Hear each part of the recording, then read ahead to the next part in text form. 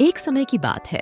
हरे भरे खेतों और सुंदर पहाड़ों के बीच बसा एक छोटा सा गांव था जिसका नाम था शिवपुर। शिवपुर के लोग मेहनती और खुशमिजाज थे, लेकिन हाल ही में गांव में कुछ अजीब घटनाएं होने लगीं। गांव के कुएं का पानी अचानक सूख गया, फसलों में कीड़े लग गए और बच्चों के सपनों में एक भयानक दानव दिखाई देने लगा। गांव वाले चिंतित और परेशान थे। शिवपुर के पास के जंगल में एक घोड़ा और एक गधा रहते थे। घोड़ा सुंदर, तेज और बुद्धिमान था, जबकि गधा सीधा सादा लेकिन मेहनती और वफादार था। एक दिन जब वे दोनों जंगल में घास चर रहे थे, उन्होंने गांव की समस्याओं के बारे में सुना। उन्होंने फैसला किया कि वे गांव की मदद करेंगे।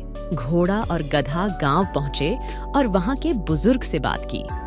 बुजुर्ग ने उन्हें बताया कि इन घटनाओं के पीछे एक प्राचीन श्राप हो सकता है, जो गांव के एक पुराने मंदिर से जुड़ा हुआ है। उस मंदिर में एक रहस्यमयी पुस्तक रखी है, जिसमें श्राप को हटाने का तरीका लिखा है।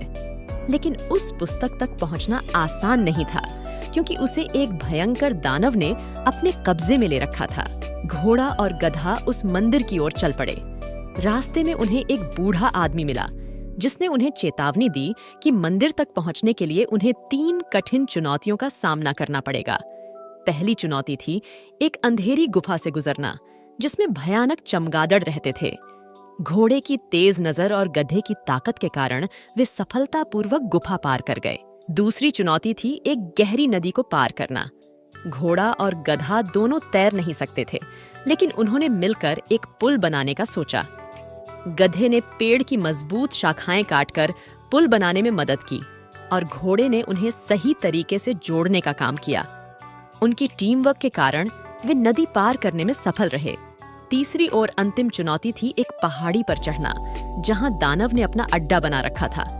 पहाड़ी पर चढ़ते वक्त घोड़े और गधे को एक प्राचीन पत्थर मिला, जिस पर कुछ लिखा हुआ था। गधे ने उसे ध्यान से पढ़ा और पाया कि उसमें दानव के कमजोरियों के बारे में लिखा था। उन्होंने वह पत्थर उठाया और दानव के पास पहुंच गए। पत्थर के लेख के अनुसार दानव को पराजित करने के लिए उसे उसकी कमजोरी का एहसास दिलाना था। घोड़े ने दानव का ध्यान भटकाया और गधे ने पत्थर का प्रयोग कर उसकी कमजोरी को उजागर किया। दानव को हराने के बाद वे पुस्तक तक पहुंचे और श्राप को हटाने का तरीका सीखा। घोड़ा और गधा वापस गांव लौटे और बुजुर्ग की मदद से श्राप को हटा दिया। कुएं में पानी फिर से भर गया, फसलें हरी भरी हो गईं और बच्चों के सपने फिर से सुहाने हो गए।